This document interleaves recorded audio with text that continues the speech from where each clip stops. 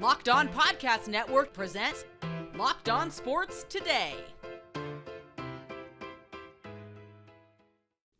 They dominated the Bucs. Now the Cowboys stare down the juggernaut that is the 49ers.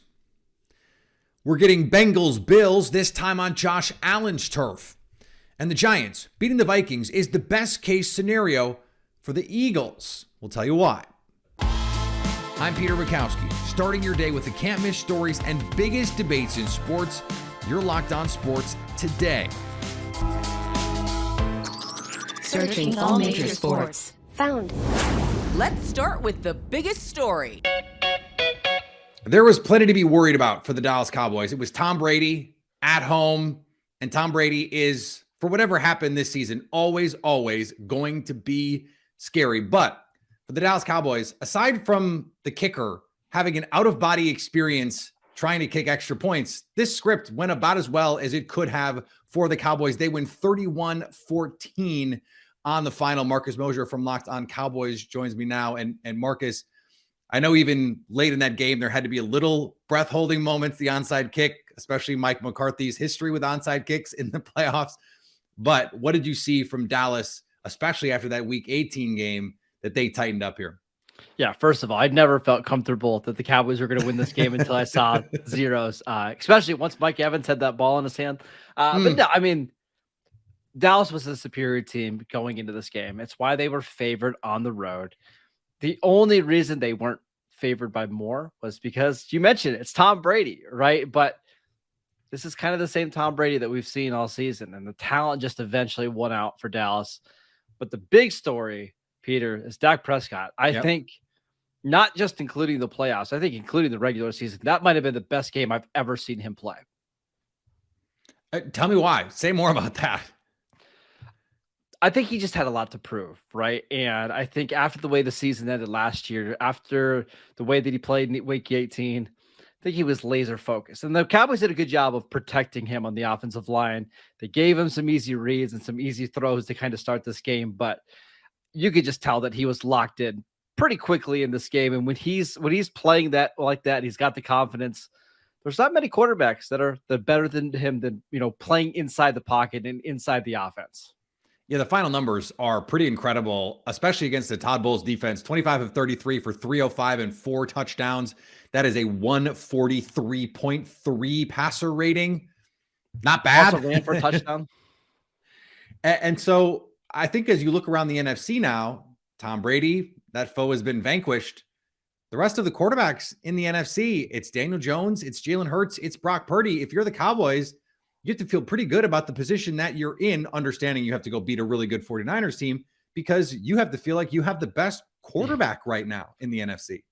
Yeah, you've got the best quarterback, and believe it or not, you got the most experienced playoff quarterback, right? Because Brock Purdy is going to be making his second start. Daniel Jones is going to be making his second start. This is only going to be Jalen Hurts' second start next week. Like, you've got a guy that's at least seen some of these big games before. So, listen, we're going to have plenty of time to talk about the 49er matchup and how the Cowboys do and don't match up well against them. But yeah, you've got to be feeling good that you have maybe the best quarterback in the conference left. How much of the unrest in Cowboys Nation about Mike McCarthy, the impending carrot of Sean Payton hanging over all of this, how much is a performance like this? I mean, this was a beatdown. How much does that sort of settle the unrest about Mike McCarthy, do you think? I mean, I think it just completely ends it, at least for this year, right? There's no way you fire Mike McCarthy after this team won 12 games for the second consecutive year and won a road playoff game. Like, it's just not going to happen. Now, losing maybe Dan Quinn to a certain team out in the AFC West might sting a little bit, but yeah, McCarthy's going to be the guy next year. There's no way he's not. But in terms of your confidence in him, do you think, like we talked about this, he's good, but not great. Like, there's a lot of coaches like Mike McCarthy. He's not Andy Reid, right? He's not Kyle Shanahan, but he's in that next tier. And I think he's probably going to stay in that tier for a while. And it's fine. I think he's a good, but not great coach. I don't think anything we saw tonight changed it. Stay up to date all year on the Dallas Cowboys by subscribing to Locked On Sports Today and Locked On Cowboys on YouTube or wherever you get podcasts.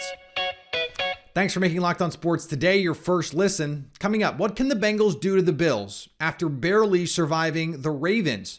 Before we get to that, Jim Harbaugh is off the market. Here's what to look for on BetOnline, your number one spot for all your gambling needs. Looking at some hockey lines, the Washington Capitals are slight home dogs to the Minnesota Wild. BetOnline has the Wild minus 117 on the money line. The Chicago Blackhawks also find themselves the underdog at home against the Buffalo Sabres. BetOnline has the Sabres minus 157 to win. And the Seattle Kraken are on the road against the Edmonton Oilers despite having dominated the Oilers in their two matchups in Seattle. The Kraken plus 144 to win in Edmonton. BetOnline, where the game starts. Jim Harbaugh will not be coaching in the NFL next season. University of Michigan President Santa Ono tweeted Monday that he spoke to Harbaugh, who confirmed he would return for a ninth season at his alma mater. Harbaugh said in a statement, "My heart is at the University of Michigan. I once heard a wise man say, don't try to out happy, go blue." Harbaugh had conversations with the Denver Broncos and Carolina Panthers in the past few weeks. Adam Schefter reported that Harbaugh had informed the Broncos he'd be returning to Michigan in 2023. Harbaugh's return comes amid an NCAA investigation into alleged violations during the COVID-19 recruiting dead period. Think Sean Payton wouldn't take a job like the Houston Texans? Think again. Payton completed an interview with Houston on Monday and confirmed in a media interview his interest in the Texans' job. When asked specifically if he'd consider the Texans, Payton didn't hesitate to say yes. He's scheduled to meet with the Denver Broncos and Carolina Panthers this week, and the Arizona Cardinals also have interest in the former Saints head coach, according to reports. In an interview with Colin Cowherd, Payton confirmed that he and Saints general manager Mickey Loomis have discussed what compensation would be required for a team to hire him. Ultimately, the compensation for the Saints would be a mid or late first-round pick. The Arizona Cardinals have a new general manager. They hired Monty Ossenfort, director of player personnel with the Tennessee Titans, as their GM on Monday. Ossenfort brings 21 years of experience to Arizona. He was with the Titans for the past 3 years and the New England Patriots for the 15 before that. Cardinals owner Michael Bidwell said in a statement that it was critically important for us to find the right person to lead us as general manager, and there is no doubt in my mind we have that. Does this preclude the Cardinals from adding Sean Payton? Sure seems like he wants a situation in which he can be the key decision maker, maybe the writing on the wall in Phoenix. On the hardwood, Jayson Tatum couldn't miss. He dropped 51 on the Hornets and led the Celtics to another dub. Boston Celtics get their 7th win in a row. Jayson Tatum gets 51 points in the process. I'm John Corrales of the Locked On Celtics podcast, and the best part about this performance from Jayson Tatum is he didn't chase it. He didn't force it. 51 points kind of came naturally in the flow of the game. Early on, the Hornets were blitzing Tatum. They were trying to get the ball out of his hands, and he made the right play. He made the pass that either led to an assist or a hockey assist or a just good ball movement possession where the ball found the right guy and he scored. Tatum ended up with 5 assists on the night, but got hot because he was attacking early and getting into the flow of the game, got to the line a bunch, 14 of 14 from the line. And that's how you build up a shooting night like 7 of 12 from 3 that we haven't seen a lot of from Tatum this season. His 3-point shooting has not been there. It's kind of amazing that he's this close in the MVP race without having a monster 3-point shooting season. Maybe this is the beginning of a turnaround, but by making the right plays, guys like Derek White got going. Malcolm Brogdon got going off the bench. Marcus Smart made a contribution early. Up and down the roster, there are positive contributions that started with Jayson Tatum. And Walker Kessler gave the Jazz a 20-20 double-double in a win over the T-Wolves. Remember who the T-Wolves have, right? A Walker Kessler coming out party broke out in Minneapolis this afternoon as the Utah Jazz defeated the Minnesota Timberwolves 126-125. David Locke for Locked On Jazz.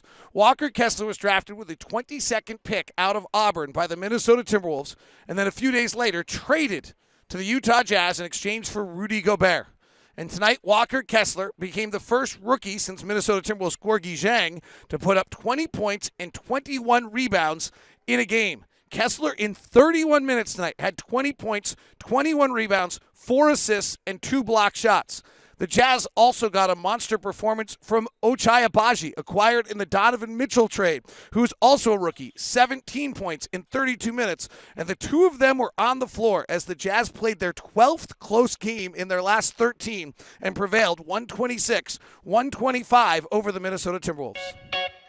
There are no bad games in the divisional round in 2023, but for my money, the game of the week is Bengals-Bills. It is going to be full of emotion for obvious reasons, and also the stakes make this one a monster matchup for both of these franchises. Jake Lisco joins me now from Locked On Bengals. And Jake, with the obvious understanding that the last time we had a conversation was an incredibly difficult one after the Damar Hamlin injury. Now, Damar Hamlin doing great. We get to focus on football, which is a wonderful thing. What do you take away from the win over the weekend against the Ravens as we push forward here into this matchup? Maybe it sounds a little bit hindsight to say this sort of thing. I feel like Baltimore was one of the worst matchups in the playoffs for the Bengals. Similar to the way Miami gave Buffalo all they could take down to the wire in a game where Skylar Thompson was quarterbacking. Tyler Huntley quarterbacking for the Baltimore Ravens gave the Bengals everything they could take, and maybe a little bit more, depending on which advanced metrics you like. But Mike McDonald has shown a really adept understanding of what the Bengals and Joe Burrow want to do on offense, and has coached his defense to a place where, especially with the addition of Roquan Smith, they're able to make life very challenging for the Bengals. And that game went exactly how the Ravens wanted it to from a style perspective. Obviously, they would have preferred for the Hail Mary to have been caught, or for Tyler Huntley to have not fumbled or not thrown an interception, obviously. But from a stylistic perspective, the Bengals had 3 first-half drives.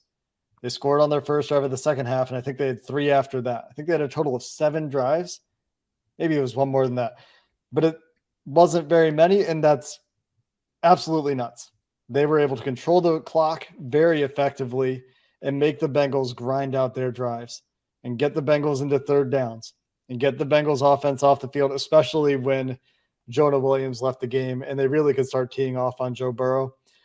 So that's really the thing for me for the Bengals. I do think they're a better team than they were last year. I think that they could certainly go toe-to-toe with the Bills, but I think they've lost 3 offensive linemen, 1 in 3 straight weeks. 3 starters, 3 of the better starters at that. Alex Kappa, Lel Collins, and Jonah Williams now.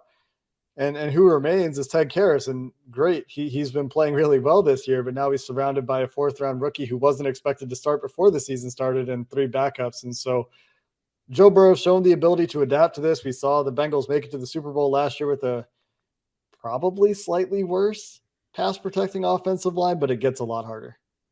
What do you think ultimately decides who wins this matchup? It is 2 outstanding quarterbacks. It is 2 teams that are trying desperately to get that Super Bowl title. What ultimately decides this one? I mean, both teams need to play better than they did in the wild card round to win this game.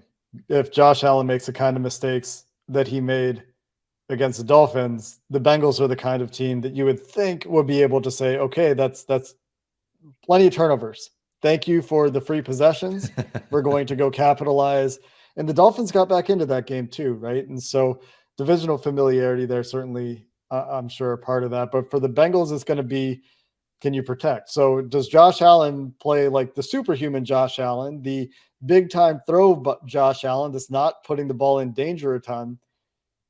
And can the Bengals protect Burrow well enough to let him run the offense? Because even against the Ravens, when the offense didn't put up good numbers, Joe Burrow is still playing at a really high level in that game.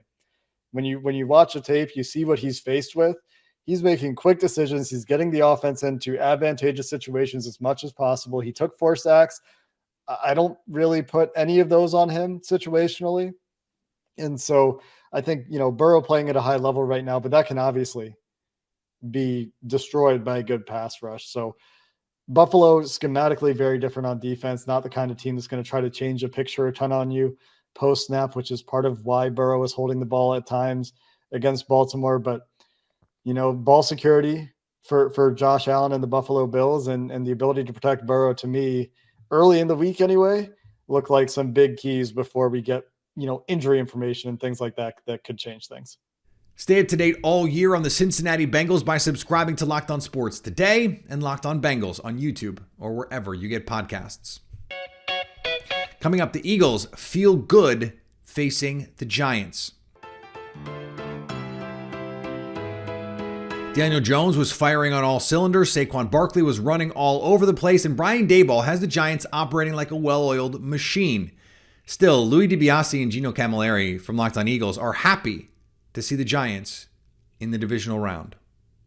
Gino, I think we've both come to the conclusion. I think the majority of Eagles fans yesterday could feel the vibe after the Giants upset Minnesota, that although we respect the Giants, they have a great coaching staff. Daniel Jones looked really good against the Vikings, and they've been great late in games this year. They feel like a team that is kind of built for that moment at times. At the same time, I think this was the best case scenario. To avoid Tampa Bay and Dallas in the first round and get the Giants, this was ideal.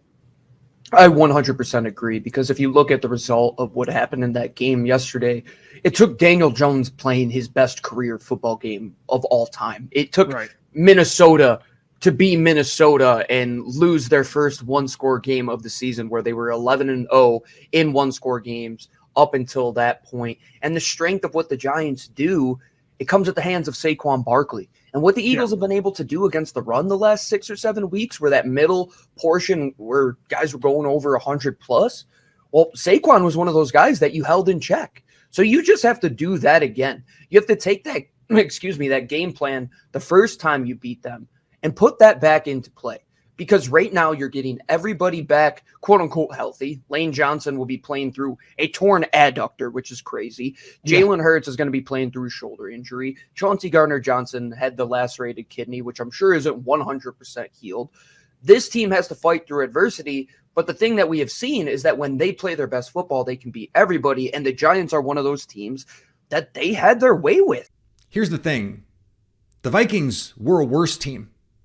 They have names that you recognize, names that were on your fantasy football team: Justin Jefferson, Dalvin Cook, TJ Hawkinson, Kirk Cousins. They were worse. Adjusting for schedule, they were a less efficient offense. By EPA per play, they were a less efficient offense.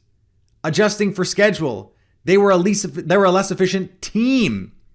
Football Outsiders, DVOA, defense adjusted value over average.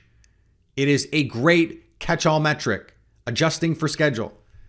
The Giants were significantly better than the Minnesota Vikings. And by the way, they proved it by really controlling that Vikings game from start to finish. And let's not forget, just a week ago, the Giants and the Eagles played in a game that meant nothing to the Giants. They played Davis Webb. The Eagles needed to win to get the number 1 overall seed. They did not win in convincing fashion against not even the second string Giants quarterback, the third string Giants quarterback. That was a 1-score game, 22-16. And now the Eagles have to go try and beat a familiar opponent for the third time this season. Not exactly an easy task. But this is actually just simpler than all of that. The Giants were better than the Vikings. They're better coached. And I think they're more difficult to prepare for, even with the extra week. I get it in a way because it's Daniel Jones. And this team is not replete with playmakers on offense. But the Giants are better than the Vikings. You want to play the worst team. And that was Minnesota. But they're going to Cabo. And finally, the notorious last 2-minute report in the NBA has the greatest of all time fuming. No, not Michael Jordan. LeBron James tweeted, and all year they kept telling me to my face on the court, I didn't see it. It wasn't a foul. Monday's report said there was no foul on Russell Westbrook when he tried to take a shot on the final Lakers possession in Sunday's loss to the Sixers. At the time, the Lakers believed Joel Embiid made contact with Westbrook's arm. The last 2-minute report stated that Embiid slightly extends his arm before retracting it and marginally contacts the arm. The This last 2-minute report, and it's after the fact admission of incorrect officiating, might be doing more harm than good. Thanks for making Locked On Sports Today your first listen. Now go find your favorite team's Locked On podcast and make them your second listen. Coming up tomorrow, who has the most to lose in the divisional round of the NFL playoffs? So at least until tomorrow, stay Locked On Sports Today. Locked On Podcast Network presents Locked On Sports Today. For more episodes of Locked On Sports Today, go to our video on demand. Click on Sports at the top of your screen. There, you'll find past episodes of Locked On Sports Today, plus other Locked On shows on demand.